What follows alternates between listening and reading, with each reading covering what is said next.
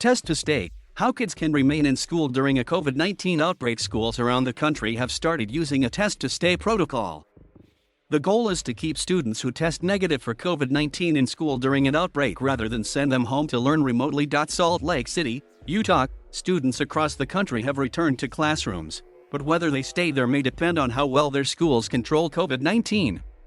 Utah was the first in the nation to try out the test to stay protocol last school year. The goal is to keep negative testing kids in school rather than send them home during an outbreak. Kids at Kearns High School in Kearns, Utah, started learning in person about a month ago. Last year, the school tried the test to stay strategy in a pilot program.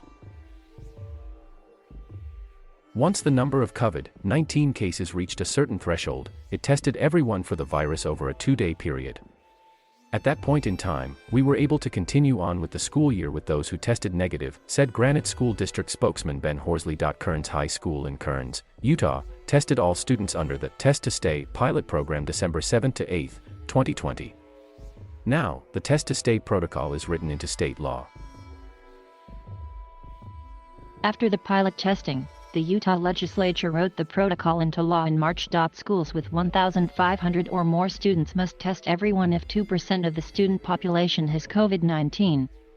Schools with fewer than 1,500 students must test everyone if 30 or more people have COVID-19. Once that threshold has been hit, we'll come and conduct a sweep of the entire student population, said Maggie Grahl, the program manager for the K-12 testing program at the Utah Department of Health. It's absolutely possible that schools could be hitting that test-to-stay threshold multiple times throughout the school year, she added. The State Department of Health has provided the tests and personnel. 4 schools in Utah hit the threshold last week, prompting a test-to-stay event. In total, they conducted about 3,600 tests. 90 were positive.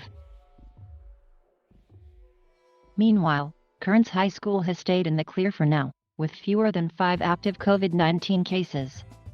It would begin a test-to-stay event if the number of active cases were to reach around 46. This is the main protocol we're hanging our head on in terms of if there is an outbreak. This is what we'll utilize to identify potential cases, Horsley said.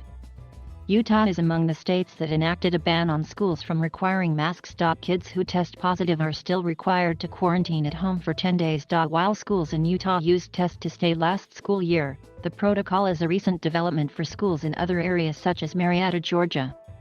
Some schools in southwest Ohio and northern Kentucky are using the strategy as well.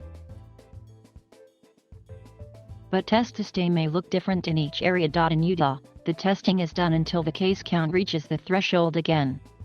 Schools in other states may test daily. Parents should contact local health departments and school districts for safety and health guidelines. Thank you for watching. Please subscribe